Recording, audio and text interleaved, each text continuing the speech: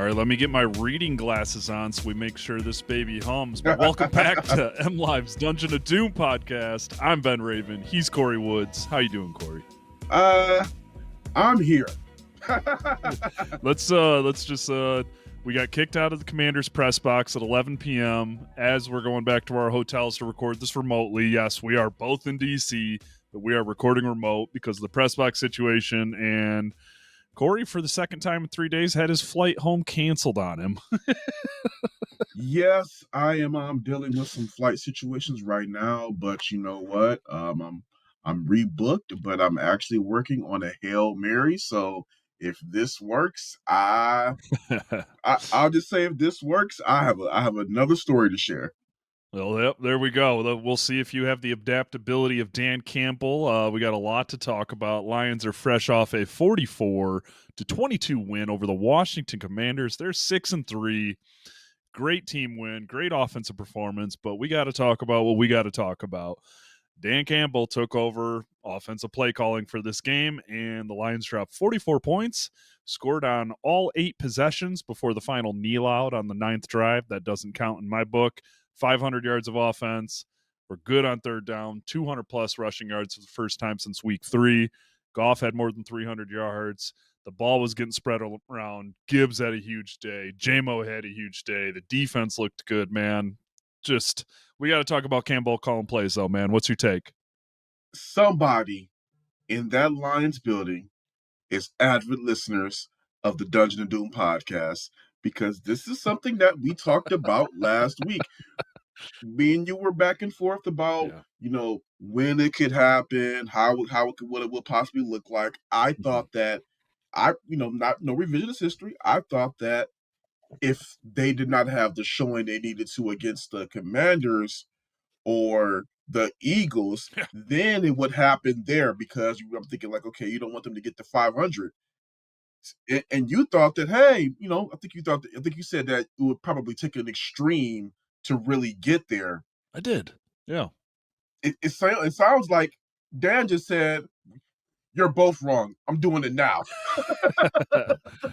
And it just, I've seen some comments are saying like, oh, the Commanders, they're a little banged up or beat up. At the end of the day, NFL, everybody gets a paycheck. 44 points is 44 points. No, any way you look at it. No, I know. And listen, I've said the same thing. I was writing my column before we started right now, just getting a start on that. And it's like, no, the Commanders are not the 85 Bears. Yes, they are banged up.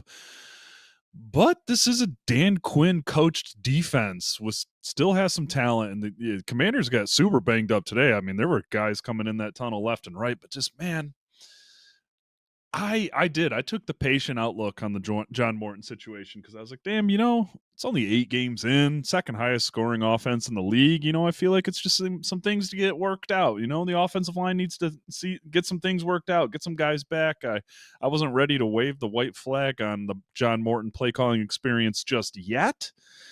But then Dan Campbell reminded us who he is, what this team is, what he means to this franchise, his finger on the frickin' pulse. And not to give away my column, but that's what I'm writing about, is how Dan Campbell, we've said it here so many times, how Dan Campbell's feel and finger on the pulse of this Detroit Lions team, what they need, where they need to go, and how they need to get there is their greatest and his greatest superpower. I'm so impressed by how that offense looked today. I'm so impressed by Dan Campbell, because that is not an easy conversation to have 8 games into someone who you hired in the offseason. And just before I turn it back to you, I thought the most interesting response was how Campbell thought about, I mean, we knew he was thinking about it when they were hiring an offensive coordinator, just like thinking about calling the plays after Ben left, no matter what they did there. And I just think that stuck with him. And I just think he saw what was going on. He saw the offensive up and down ride through the last 8 games. I mean, shoot, man, they scored more points in the first half today than they did in any of their 3 previous games. So it's just like, that is just another rubber stamping proof of like, Dan Campbell knows his team, his players, his coaches, and what this team needs more than anyone else in the NFL. Absolutely. And it's not only do we see it as, writers, you hear the players in the locker room say it after the game, multiple players from Graham Glasgow, David Montgomery, Jahmyr Gibbs. They've all talked about, Gibbs did use the context that he wasn't here when Dan Campbell took over the play calling before, but they all still acknowledge that Dan has done this before, and he has a pulse, like you said, he has his finger on the pulse of this team, and it's just not, to me, it's not shocking that they came out and performed the way that they did. When before we even knew that happened, me and you were, of course, next to each other. I'm like, wait a minute, Demo and Gibbs on the same drive, opening drive, getting used. Then you're seeing JMO and Tesla out there at the same time. It's like, okay, wait a minute, what's going on? This is what we talked about needing to happen, and sure enough, Yeah. maybe Dan Campbell, not necessarily saying he really listened to us, but I just want to kind of take that. But Yeah, for sure. but Dan obviously saw, like, we're about to be at a critical point coming up with this Eagles game, a Giants team that, even with their flaws, you can't sleep on, and then you have the Packers on Thanksgiving. You're in a spot where you can't have any missteps. So, not shocking to me that Dan made this move. Yeah, I mean, man, the offense today was explosive. And for those looking for like what little changes took place, I mean, obviously I'll know more as the advanced stats and all that come out, but like they ran more play action. They operated out of the shotgun, the second lowest amount of the season. They used extra blockers more. Skipper was in the game so much more. You saw little hints of creativity. Skipper ran a freaking route in the first quarter on a big gain by St. Brown. I just the screens had meaning. They weren't just screens to be screens. You could see plays setting things up. I mean, we talked about how Khalif Raymond was basically just used as a decoy for the first 9 weeks on offense. That was not the case today. And they even used one of those orbit motion screens to get him a big play. Also, Jamison Williams, underneath routes, crossers, the stop and go hitch stuff. They found ways to get him involved. He had 5 catches in the third quarter alone. I think that's more than he's had in 5 or 7 games this season, something like that. I'm going off the cuff right now back at the hotel, but like, man, just everybody was involved. It was a direct split for Gibbs and Montgomery today, 15 carries each. I don't know, man. I really just don't want to keep repeating myself, but just, man, Dan Campbell knows this group. He knows his quarterback. He knows his offense. He is an offensive coach. This is an offensive coaching disciple of Sean Payton. This is not a meathead.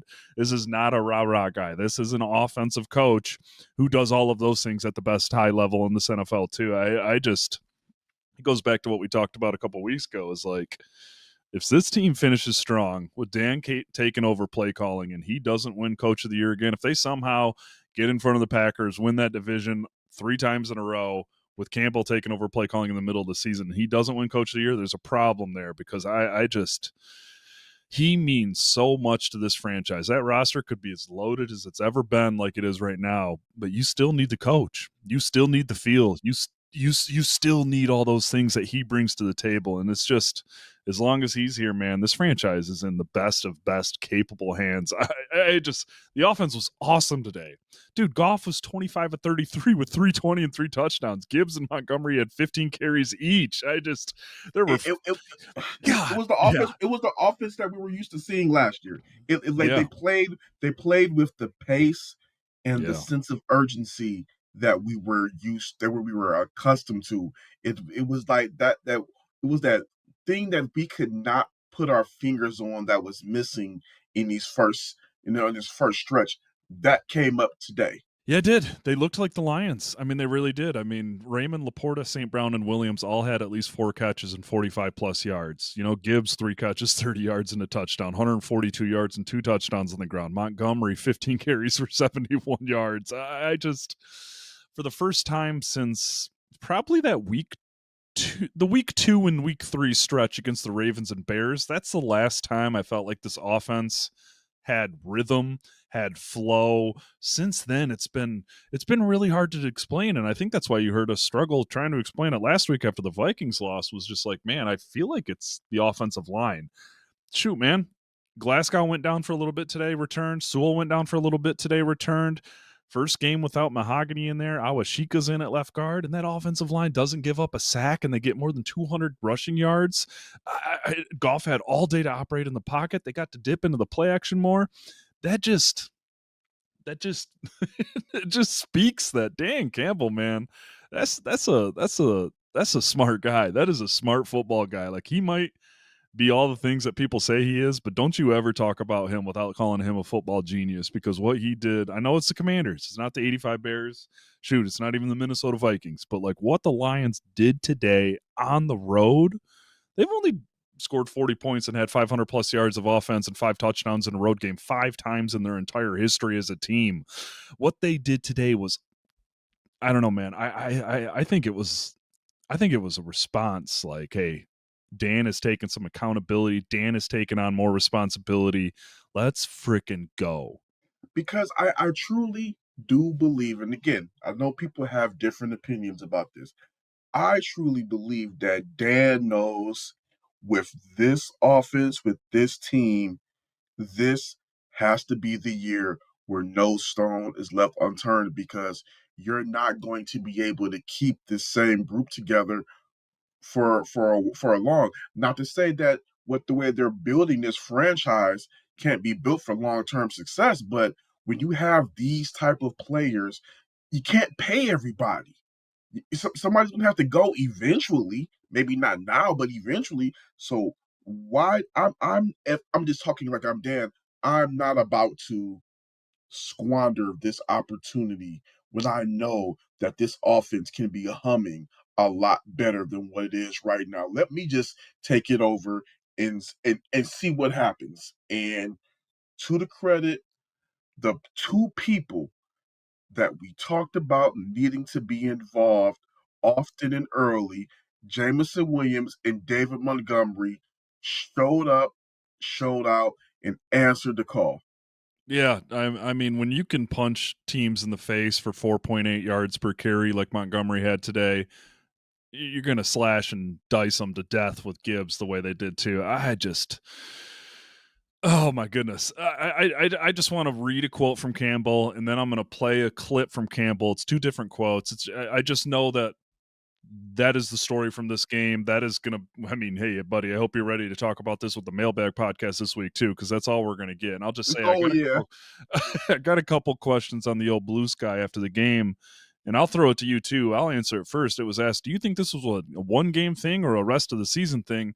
My takeaway is this is for the rest of the season. That was not outright said, but just reading between the lines and just knowing the Lions and Dan Campbell, they don't just make changes to do things one week, especially when it works. Like I think this is for the rest of the season. And I mean, shoot, Dan even said, as I said at the top of the show, like he thought about just being the play caller and hiring an offensive coordinator in the offseason. I think as many responsibilities as he has as the head coach, I think he needs to be calling the plays, foreseeable future, not just this year. I mean, depending on who's available or who's out there, or how John Morton's role evolves. Dan Campbell's obviously got a lot of respect and admiration for Morton, specifically in the passing game.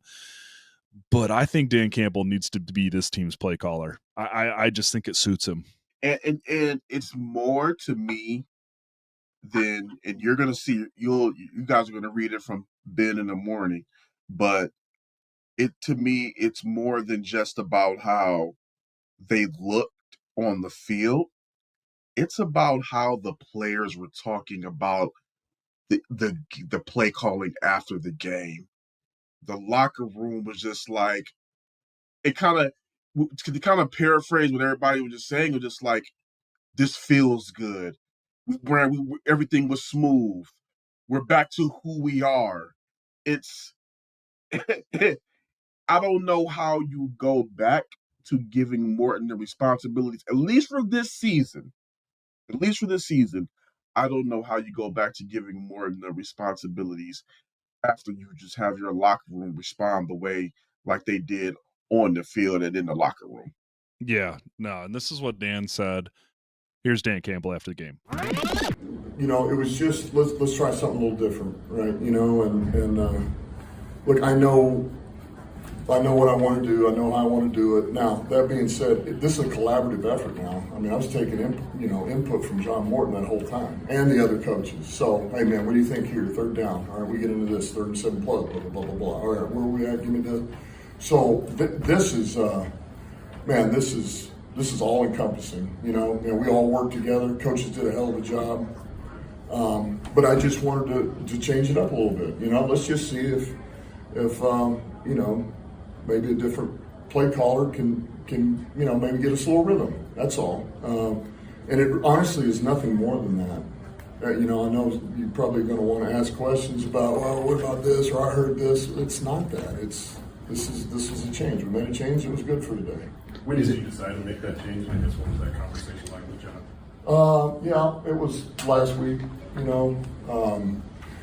Really, whatever, after the game, day after the game, and look, it was honest. It was he and I, and we were good. And it's like I told him, man, I need you. Yeah, man, I just this is a change for the rest of the season. Like, well, I don't know if they'll dance around that topic this week or not, but just that offense looked too good. And obviously you got to go against the Eagles this upcoming weekend to see how truly good it is. But I mean, that was honestly just my takeaway, is that looked and felt like the Lions of the last 2 years to me. Yeah, it did. I mean, just the way everything was flowing. Again, when Goff gets to that play action, he's deadly. He's money. When you're able to really split those carries between David Montgomery and Jahmyr Gibbs and really keep Montgomery, involved often early, this is what you get. I mean, if factoring in what factoring everything in, even with the 4-yarder by Vaki and what Raymond did. I mean, they had 226 yards on the ground. I mean, yeah. What else was it? It was the highest rated ton plus yard plays of the season. It was the second highest explosive rate of the season. I don't know what else y'all need. That's what was going on. So that's what's up with the Lions offense. It was all good today. I mean, it was really all good. The offensive line looked good. Awashika looked good. Before we just move on a little bit, just injury updates. Penei Sewell said he's good. It was something that hurt really bad in the moment, and then he kept playing, and it just kind of went away. Graham Glasgow played through a back injury. Hilarious description of what happened there. You talked to Graham. Man, please. Graham said he's good too. He finished the game, but please explain, Graham, what happened with Tate Ratledge. I'm still trying to. Let me see if I can. I'm trying to pull it up, but I guess he said that somehow Tate did some type of forward flip and his cleat landed on his back, and Graham said he just looking up and that's what he saw, and he said he gave Tate a real. He reamed him out. Yeah, I walked up, but then he said he apologized to him afterward, though. I walked up and I heard Graham say he frickin' somersaulted onto me, and you gonna give him a rookie fine? No, I was actually pretty mean to him on the sideline, so we're good. So it's not funny that he's in pain, but Graham Glasgow is just so naturally witty, funny, and sarcastic. That's why I'm laughing in the background. So yeah, that's the offensive line injury updates. Terrion Arnold did exit with a concussion. I saw him walk into the locker room right before halftime. He was ruled out for the game. He's played 7 games this year. He's missed 2 games. He has left 5 of 7 games to be treated for some type of injury this season. That's obviously a little concerning. The concussion, nothing to mess around with. That's a bad deal. Hopefully he's all right there. We didn't get an update on Arnold after the game. That will be a Monday afternoon thing, just because the offensive play calling stuff just dominated everything about this day. It's funny how that happens. And before we get to the defensive side of the ball, pretty strange experience covering a game. We're not going to talk politics. So don't freak out and hit the fast forward button or exit. But a pretty wild experience covering a football game with a sitting U.S. president like 30 feet away in a booth. I mean, going through stadium security to get in, and it's literally Secret Service agents. We are going down the stairway after the game ends to go speak with Campbell. You're going to the locker room, and the United States Secretary of Defense Pete Hegseth walks right by us. I turn a corner holding my computer and my phone, and there's just 6 dudes with giant guns, and it's just like, what the heck is going on here? Like, Yeah, I was on my phone, and then I looked up and I saw that. I'm like, oh, it's a little okay. jarring when you run into 6 armed guys and you can just hear them. I'm not gonna say what they were saying because I'm not trying to get in trouble with Secret Service, but you're like, holy crap, this is crazy. Yeah. So that was just a pretty different experience. But let's move away from that topic. Just worth a quick mention there. Just like, holy crap, this is this is different. But yeah, that's on the defensive side of the ball. Obviously, it's been overshadowed by the offensive day, but like, I don't know, what were the defensive guys saying in the locker room? Like, I haven't even gotten that far myself yet because it's been so offensive centric.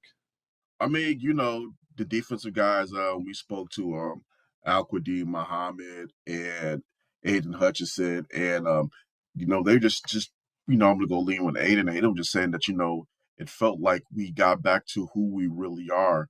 We were good in all 3 phases of the game, and both of them just Aiden especially just commended Dan for the job that he did stepping in and taking over the play calling, and just they just said that he they love having the fact that Dan is a guy that can see things, know what needs to be changed, and step right in and get it done. And again, that's pretty much what you can say. Now Aiden did have a funny comment about Brian Branch with his spin move on the sack.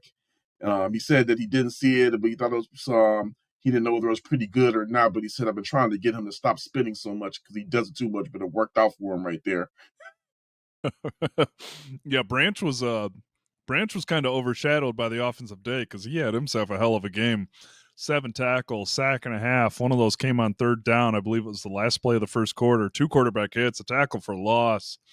It just was so. Man, the Commanders were 2 of 10 on 3rd down. The Lions had 16 more first downs than they had. Commanders only had 288 yards of offense. And even the Commanders get that big kick return. They start at midfield. The defense holds them to a field goal. Before that, they force a 3 and out. 5 plays, 11 yards after that field goal. They obviously score late in the first half, but it was just 2 3 and outs in the second half. And the Lions were able to control the ball on offense, limit possessions for the Commanders. And whenever the Commanders had the ball, the only thing they had working for them was a couple of just 50-50 toss-up balls from Mariota that worked because their running game, 3.4 yards per carry on 27 rushes. That ain't much. Just a couple of big plays. Like the Lions did get hit for a 41-yard pass, a 30-yard pass, and a 37-yard pass. Honestly, man, outside of those 3 plays, I have literally 0 complaints. Yeah, that was that one that that he got hit on. I think that was by Lane. Yeah, that set up one of the scores. Yep. Yeah, that was the bad one. I think, but yeah, Branch was in coverage on that one. But yeah, aside from that, it was they played a really good brand of football. Yeah, Mariota had completed like 72% of his passes, but it was. If you're watching the kind of the context and the flow of the game, you can just see that they really had no shot. Yeah, it felt that way pretty quickly in that game too. Like when the Lions came out first drive, go 10 play, or they force a 3 and out, and then immediately answer with a 10 play 78-yard drive to go up 7-0. It was like, oh, this has a chance to really be one of those days. And hey, credit. Yeah, they only got 3. Yeah. They got 3 points only on their only got 3 points on their first 3 drives, and they didn't score until like right before the end of the half, and it was off that broken play we just talked about. So yeah. Yeah, exactly.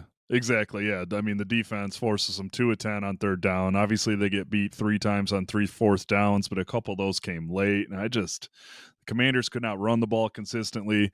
And while I mentioned those 3 big passes, I mean, those 3 big passes, I mean, we're talking about, let me try and do some math on the fly right now. I mean, that's like more than half of their passing yards came on 3 passes. So it was just, the pressure was coming, the blitzes were there, the coverage was mostly tight. Arnold had a nice pass breakup. He might have got away with a little something, but still, he didn't get called for it, so it don't count. Nice play in the end zone. And I think my favorite play of the day came while the game was already out of reach, but it was Jack Campbell on the 2-point conversion stop. Do you know what play I'm talking about? No, I do not. He just like held the guy up. Literally, it looked like the Commanders were going to get the 2-point conversion, and Campbell just like, nope, you're not doing this. And just willed him backwards. It was. I was just like, this dude. It looked like, okay. Now I remember, because when I saw him the jumbotron, it looked like a man. Like he looked like he just flung him like he was a little rag doll. Just it was kind of it was pretty embarrassing. Like I didn't know you could. I didn't know a grown man can do another grown man, like manhandle him like that.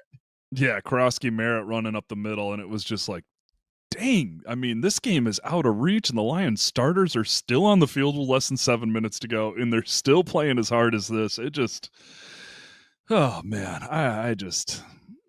Yeah, for a team that's still missing Kirby Joseph, for a team that was missing Terrion Arnold in the second half, for a team that's still playing guys like Thomas Harper and Arthur Mallette in the secondary, you can't ask for much more, to be completely honest with you. When Branch plays like that, they're going to be tough to score on. I mean, we talk about it all the time. That dude is a heat-seeking missile on the blitz, and I'd love to see him get some chances today.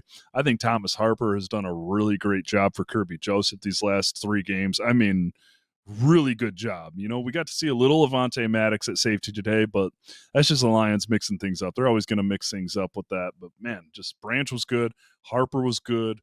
I believe Roy Lopez had 3 pressures, split a sack with somebody, had 2 tackles for loss. Campbell and Anzalone each had blitzes where they got a quarterback hit. Hutchinson was only limited to 2 pressures and 1 quarterback hit. No tackles, which is so funny. Second time of the season that Jake Bates has had more tackles in a game than Aiden Hutchinson, but I'm not about to sit here and complain about Aiden Hutchinson, because it took about everybody on that Washington offensive line, tight ends and running backs, to keep him out of the backfield. So he's doing exactly what he needs to do. I'm just looking at the, whoops, almost knocked my mic over.